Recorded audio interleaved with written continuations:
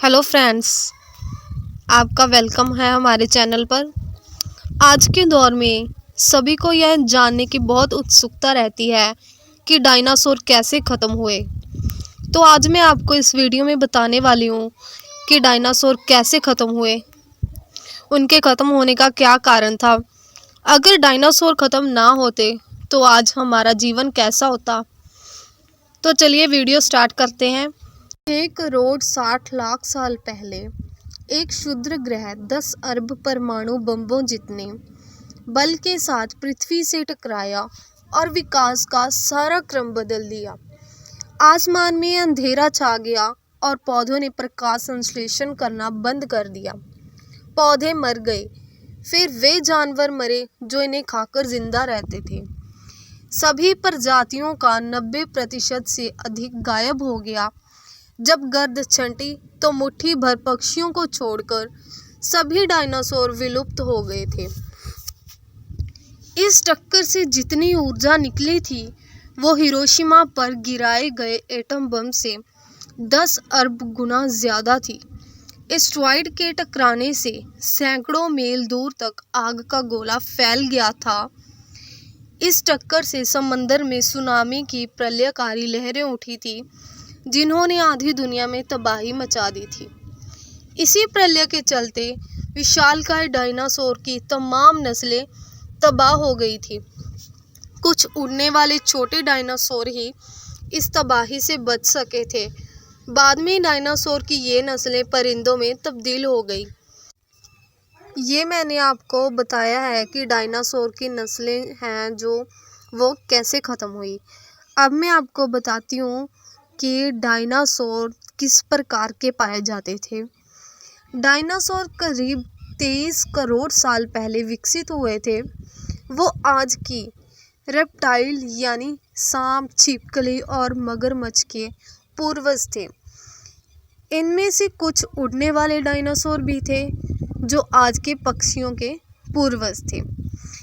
वैज्ञानिकों ने अब तक मिले कंकालों की मदद से डायनासोर की करीब 1000 नस्लों का पता लगाया है। इनमें कुछ शाकाहारी थे तो कुछ मांसाहारी। ज़्यादातर डायनासोर विशाल आकार के हुआ करते थे, मगर कुछ इंसानों से भी छोटे थे। डायनासोर 4 पैरों वाले भी थे और 2 पैरों वाले भी। कुछ प्रजातियां उड़ भी सकती थी। ये पूरी दुनिया में पाए जाते थे। डायनासोर की कुछ नस्लों के कंकाल भारत में भी मिले हैं जो ज्वालामुखी के लावा की वजह से खत्म हो गए थे।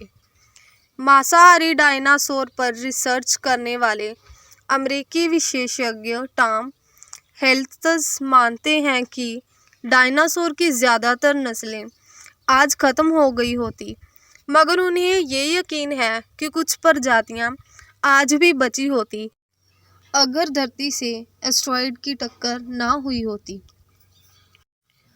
अब प्रश्न ये आता है कि अगर एस्टेरॉयड की धरती से टक्कर ना हुई होती, अगर आज डायनासोर जिंदा होते तो क्या होता। 16 करोड़ साल तक डायनासोर का धरती पर राज रहा था। विकास की प्रक्रिया में ये इतना आसान नहीं था। वो धरती के बदलते माहौल के हिसाब से खुद को ढालते आ रहे थे। तो अगर डायनासोर आज भी जिंदा होते तो उनके लिए चुनौतियाँ क्या क्या होती। पहली चुनौती तो धरती की बदलती आबो हवा होती। उनके दौर में धरती का तापमान आज से 8 डिग्री सेल्सियस ज़्यादा था।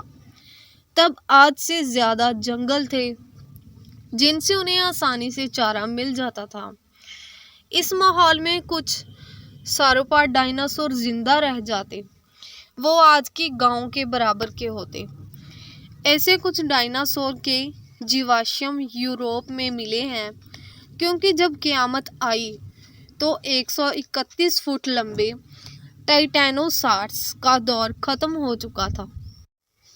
कहा जाता है कि अगर यह एस्टेरॉयड धरती से न टकराया होता तो आज मानव जीवन धरती पर संभव ना हुआ होता। इस विनाशकारी घटना ने मानव विकास को संभव बना दिया।